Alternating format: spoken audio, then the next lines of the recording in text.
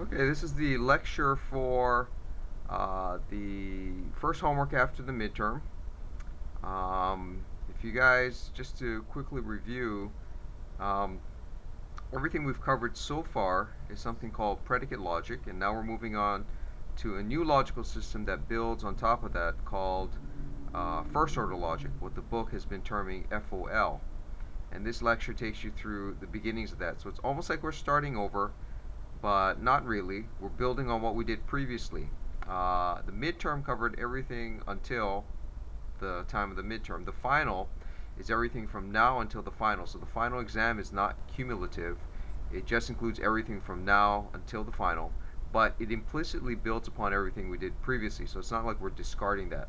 But of course, for testing reasons, we'll just focus on from now until the end. So we're sort of starting a new language, but not really, because it builds upon the previous stuff. What is new is these things called quantifiers, and they create the complexity of the second half of the course.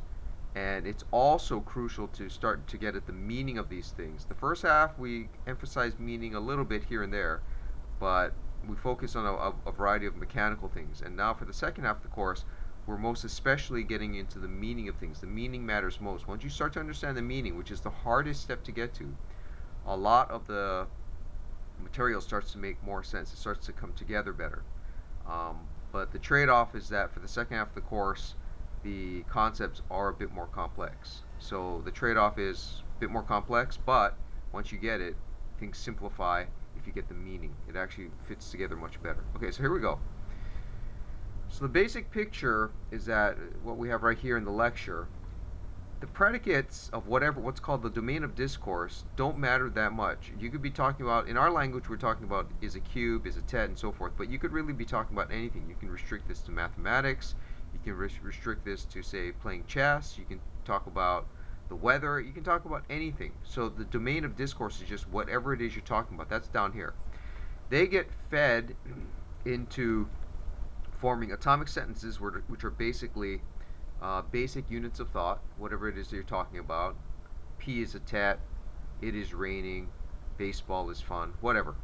And then what matters most are these things. It's the ways in which the thoughts are structured up using the Boolean connectives. So that picture right there, what matters most is how the thoughts are structured using the connectives. That carries over to the new language we're using, but what's added on are these two new what are called quantifiers. We're increasing the expressive power of our language. So it includes all the old connectives, not, and, or, if, then, and the biconditional. But we're adding up on these quantifiers because they are used to talk about amount. In our previous language, predicate logic, we couldn't talk about amounts of things. We couldn't say there are 5 cubes in the world, or everything in the world is small. Those kinds of claims couldn't be made, but that's what first order logic is about. It's basically about quantification. So the upside down A right here stands for all. That's why they turn it upside down. A for all, but if it were capital A, that would be a sentence. So upside down A, that's called the universal quantifier. The words that correspond to that are words like all, every, each. And the other one is called the existential quantifier for existence. That's why it's the backwards E for existence. And the words that cover the existential quantifier are things like there is, some, there exists, and so forth. Those are the most often encountered ones. These are strictly speaking called operators, but when I say connectives, I mean not and, or, if, then, if and only if, and also now the upside down A and the backwards E. So connectives means all those kinds of things, okay? So the picture remains the same. The predicates, or whatever it is you're talking about, they get put together to form atomic sentences, and then it's the connectives, now with the added universal quantifier and existential quantifier, how these thoughts are structured up that give us the study of inferences, which is what, if you remember, what logic is about from the very first lecture. Okay. If you also remember way back when, from the very beginning, we talked about how to form atomic sentences. We said you need constants. There are also these things called variables, and then there are predicates. You put constants together with predicates to form atomic sentences. I said don't worry about the variables. They'll come up later. Now they're important. They're crucial for the second half of the course. So if you remember, the constants, which are like subjects, Alice, Bill, Charlie, and so forth, those are basically the front of the alphabet. The variables are the end of the alphabet. Basically U, V, W, X, Y, Z. You're not going to really use more than that. X, Y, and Z are the ones you're going to use most often. And they're basically placeholders. They're like fill me in. They're blanks to be filled in. Placeholders in English, we have that kind of thing. In Pidgin, what is it? Dakain, right? It's fill me in. In regular English, it's just stuff, thing. These are sometimes called, some of them are called mass nouns. They stand for, they're placeholders for whatever. They're generalities that can be filled in any number of ways. Okay. In mathematics, you're already familiar with the use of variables. If I say, give you the equation x plus 3 equals y, and then I tell you, well, you can talk about x and y, whatever they are, but the idea is x and y are variables. You fill them in with any number of numbers that satisfy this equation, right? Okay, so let's talk about how the variables relate to quantifiers, because they go together always. So if you got a, the upside down a, it has to go with a variable. Ax, ay, az, any variable after it, right? And it reads for each x, for each y, whatever. When you say each x, each y, you're actually talking about things. So x, y's, and z's, the variables, really are talking about things in general. Yeah. And then for the e, likewise, you can never get a constant going with it, like with the universal. You can't say ea or aa, eb or ab. You have to say ex, ey, ez, ax, ay, ez. And it reads likewise as, strictly speaking, it says ez. There is a z. And what that translates to is there is something, right? The z, the x, the y is just the thing. Okay. What do I mean when I say not only the variables go hand in hand with the quantifiers, but they relate to this talk of things? Let's make that more concrete. In the book, there is an algorithm, a very precise algorithm for recognizing what are called sentences. They distinguish between something called WFFs, well-formed formulas, and sentences. For our purposes, we don't need to worry about that.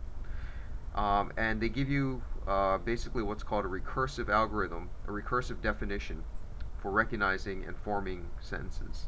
And that's way too much firepower for our course. So I'm going to give you an analogy here, a visual analogy, to help you, metaphor if you like, for helping you to recognize and understand how to form sentences. We're not talking about meaning at all yet, okay? So this is like the basic components of forming a new language.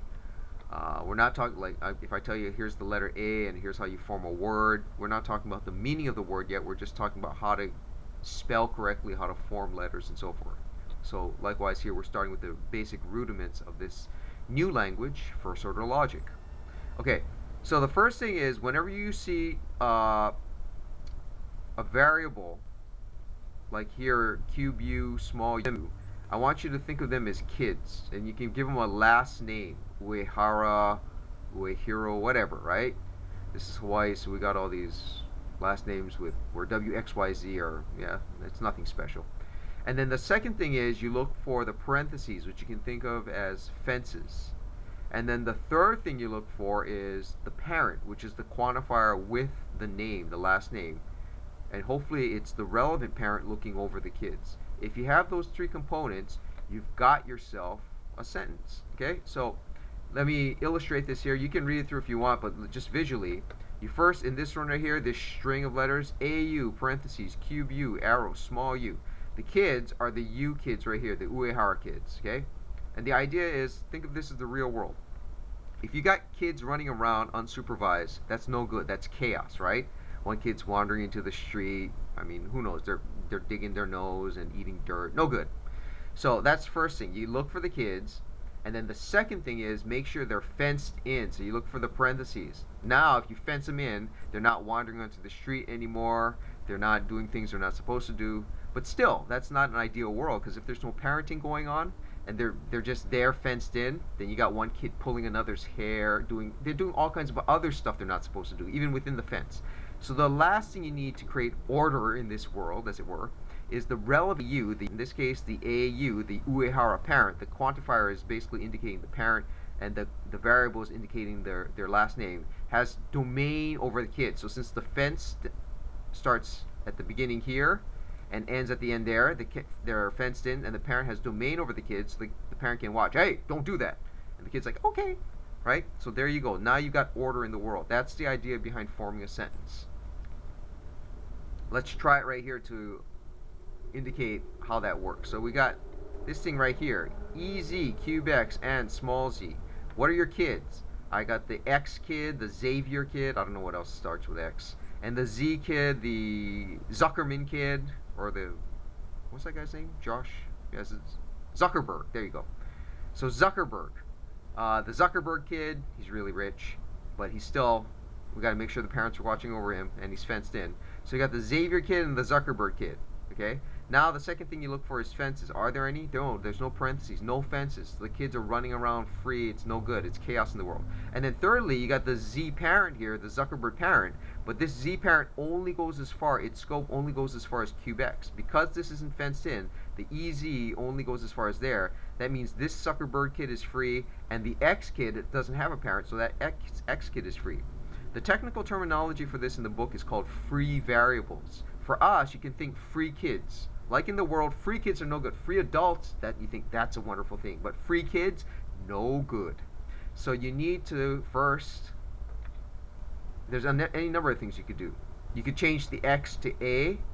Now you got a constant, not a variable. And you could put fences around the whole thing. And then now the EZ parent locks onto that. Or here's another way to go. You put an EX right next to the cube X. Now this X kid, the Xavier kid, is watched over by the parent. When you put it right next to the kid like that, that's like saying the kid's really badly behaved. It's not a fence that surrounds him, but rather you're like grabbing him by the ear and you're yanking him around, right?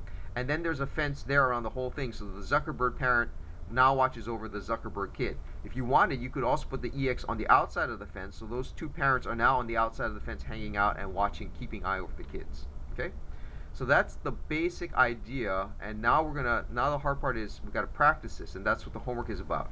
How do you form sentences? So you go through that three-step process. First, identify the kids. Secondly, put fences around them if you can. And thirdly, make sure the relevant parent is watching over, has domain over those kids. So there's no free kids. You want order in the world? Make sure the kids are being watched over. Okay? All right. After that, this is so if you there's no video in this video I'm not going to cover any of the homeworks because there's linking videos in the homework section.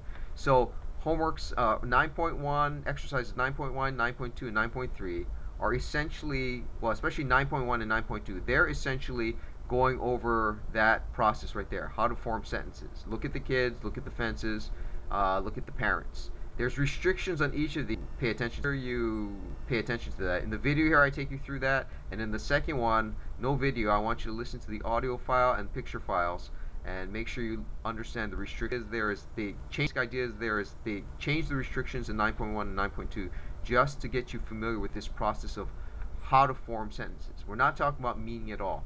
Okay? When we get to 9.3, that's where we start talking about meaning, and especially and 9.5 as well. 9.5 is essentially a you try it. Just like when we first got introduced to the and the or, there was that thing where you copy in the sentences and then you play the game and you try to understand it. This is similar in that respect. So try it out. All you have to do is add or delete a single negation for each of the sentences, making the false ones into truths. That's the only restriction. You can remember, play the game if it makes sense to you. If not, don't worry about it. But that one's basically something you got to try on your own. 9.9 is important. That's the crucial one that's going to get at meaning, and I'm going to talk about 9.9 and 9.3, that meaning aspect, now in the lecture. So focus first on 9.1 and 9.2 for getting the sentences down, and then 9.3 is a start at getting at meaning. 9.5 is, okay, let's practice a bit more, and then 9.9 is really the one that you want to focus on, the one that's, I don't give you any guidance here because it's basically about meaning, and once you start to get that, you'll really start to get this. 9.9 is actually not that hard, but you got to get the meaning first. So let's now get to how do you get to meaning, okay? Lecture where we left off. Back up to the lecture where we left off. In summary, this is how to form a sentence, but we're talking not about meaning yet. This is called in the literature syntax, as contrasted with something called semantics. Syntax is basically the rules for formation. You can think grammar in any language is syntax, but it doesn't give you meaning, right? Syntax is like how to form a sentence, and you need that in order to then convey meaning. But you can have syntax without semantics, without meaning. A famous example of this was produced by Chomsky. I think we talked about him briefly in the past, or at least alluded to him. He's a linguist, he's a political activist, he writes a lot of works, very interesting person, considered to be one of the leading intellectuals in the world. If you want to really know what's going on in the world in terms of power structures and what's happening behind the scenes of media, what what's actually going on in the world, you should check out some of his works, his books, his videos, and whatnot. Considered to be just off the charts smart. And anyone who argues with him, you can, and he's open to it. But it's like he's a walking encyclopedia. It's like you better have your stuff down. If you're gonna tackle him, that's like saying, okay, fine, you're Michael Jordan in basketball. What's the big deal with you? I can take you on. You can talk all the trash you want, but put your money where your mouth is. Chomsky will probably take you down. He's that off the charts good, and he's pretty much right about pretty much everything. And even when he's wrong, he acknowledges it and makes corrections. So anyway, getting back to what we're talking about, semantics is meaning. There's a famous example produced by Chomsky indicating the difference between the two. They aren't the same. Consider the following sentence: green ideas sleep furiously. Does that sound like a sentence? Yeah, it does, right? So there's syntax there, but does it have any meaning?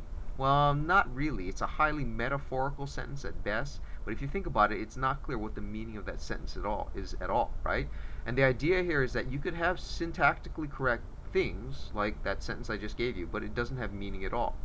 In order to have meaning, though, you got to have some syntax there. If you don't have syntax, then you got pure rubbish. If I said something like is, the, is, dog, is, what, that's just total nonsense. That's not a thought. That's just rubbish. So syntax gives you rules of formation, but the rules of formation aren't enough to then put it into a coherent thought. You need further refinement. And that's what we're getting at, especially for the second half of the course. But right now here, when we talk about semantics, that's what we mean by semantics, the meaning of these sentences. Okay? So to illustrate, AY cubed Y, how that reads, strictly speaking, is for each Y, that Y is a cube. This is why the parent Y and the kid Y, they actually bind together. This is called a bound variable. They go hand in hand because this Y refers to that Y. So you're saying for each Y, that Y is a cube. And in general, whenever you see a quantifier with a variable, you want to think thing, not X, Y, or Z, but thing. So for each thing, that thing is a cube. And what does that say if you put it together? Everything's a cube. Where if you had a world where this is true, you'd have nothing but cubes in your world, all cubes, right? And that's essentially what it says. That's where you get at meaning. Now, the second one says EX tet X. That says, strictly speaking, there is an X such that that X is a tet. But again, you see X, Y, Z, just think thing. So there is a thing such that that thing's a tet, something's a tet. And when is that true? When there's at least one object that's a tet. That's the logic of something. If I say, someone here understands what I'm saying, that just means there's at least one person. Or someone made it to the moon, that means there's at least one person. There might be more, but the logic of some is at least one. So something's a tet, there's at least one thing that's a tet. Okay, that's the basic semantics, meaning of the universal and the existential. They're true when we reflect on it, and this is pretty obvious, when everything meets that condition, whatever the universal applies to, and the something, the existential, is true when there's at least one thing meeting that condition, whatever it applies to. Okay, putting this together, here's the normal pairing you're going to see for most of the sentences in the course. Not always, but most.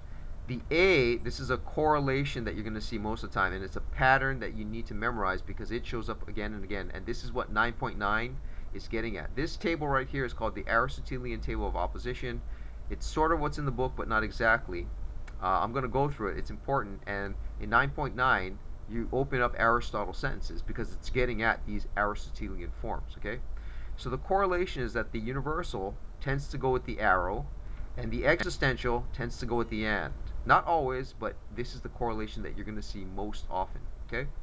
So what do I mean by the universal going with the arrow? So here's the first Aristotelian form. AX parentheses PX arrow QX. The P and the Q are just any descriptors, any predicates whatsoever, right? And the E also has a pairing. It tends to go with the and. So EX parentheses PX and QX. Okay? Let me explain how these pairings work. On the diagonal is basically the opposite, the contradiction of that sentence. The AX PX arrow QX doesn't look like EX PX and not QX. If you remember from before, when we have a contradiction, it's something and its opposite. So this thing and not that thing.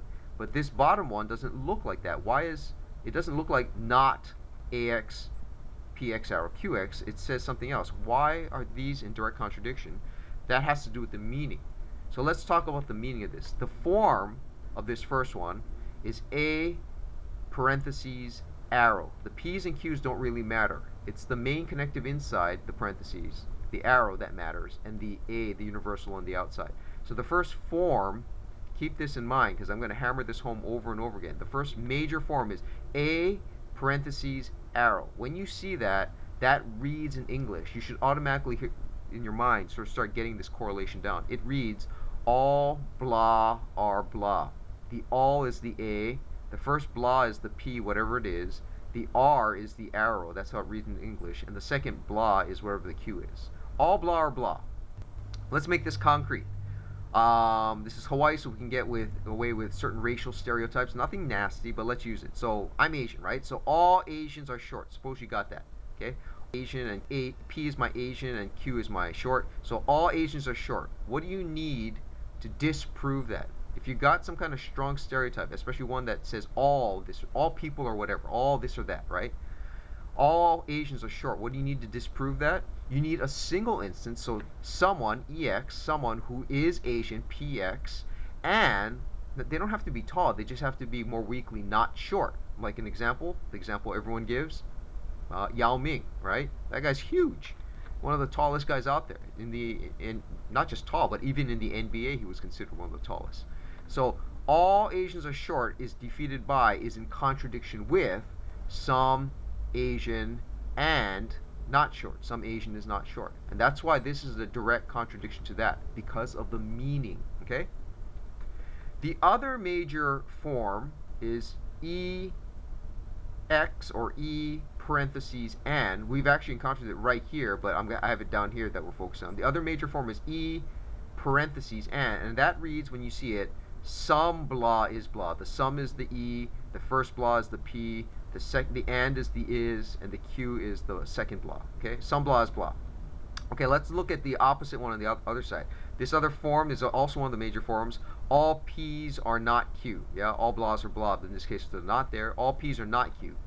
Here's a stereotype, make it easy. I use this all the time, so it helps out. All pizza is not healthy for you. It's not good for you, right? So you think, yeah, that's generally true. All pizza is not good for you. But is it always true? All pizza is not good for you. Can you think of a counterexample? A counterexample is something that disproves the general case. Yeah, that if you can come up with something that is pizza and good for you, then you've provided a counterexample. And that's why this is some blah is blah. Some pizza is good for you. Like, you go to Whole Foods and they got this special vegan pizza. It's got no gluten. It's got it's low sodium. It's all tomato, all natural. Instead of cheese, it's got tofu cheesy because it's non-dairy and it's not fattening and it tastes, well, let's not get into that. Some of it is, you go to Whole Foods, it's really tasty, but I'm sure that pizza is probably not very good for you. But there is pizza that's good for you. Whether it tastes good is another matter. Okay, so that's it for the correlations. You're going to use that in 9.9. I cover all this in the lecture here. You can read it through. As always, the slow digestion is best. So when you get to the homeworks, 9.1, open up the audio files and picture files for guidance. I take you through that as well. If you want a video version of going through that, I have it right here. 9.2 says, okay, now you try to practice on your own. Just use the audio and picture files. It's the same type of thing as 9.1, but there is a restriction. Make sure you read the book. It's in there. My audio file covers that as well. You can't mess with the fences in this case. You can mess with the quantifier and kids. The first one, you can mess with kids and fences. You can't mess with the parents. Okay. 9.3 is starting to get at meaning. Just to repeat what I said earlier. and the video is there to help you out. 9.5 is you try. Okay, now you're on your own. Try to see if you can understand these. Your job is to make the false ones into truths by just adding or deleting a single negation. That's it. Just one negation. Add it or delete it. One or the other. Don't do both. And then 9.9 is the crucial one. Okay, put this all together. See if you can match the forms up. I've got some guidance here. For one, when you open up Aristotle sentences, it's the form some blah is blah. It reads some Ted is large. And then skipping on just to show you the other form, 5, when you open up Aristotle sentences, it's also the form all blah is blah. Not some blah is blah, but all blah is blah. And it reads all cubes are medium. Once you understand the meaning, it makes making the world that much easier. And that's what this first assignment is about. Okay, folks, we're at the second half of the course. So if you didn't do so well in the midterm, remember the homeworks are key. Even if you had a poor midterm, you can always make up for it because the midterm and the final are worth roughly equal, but the homeworks are the key.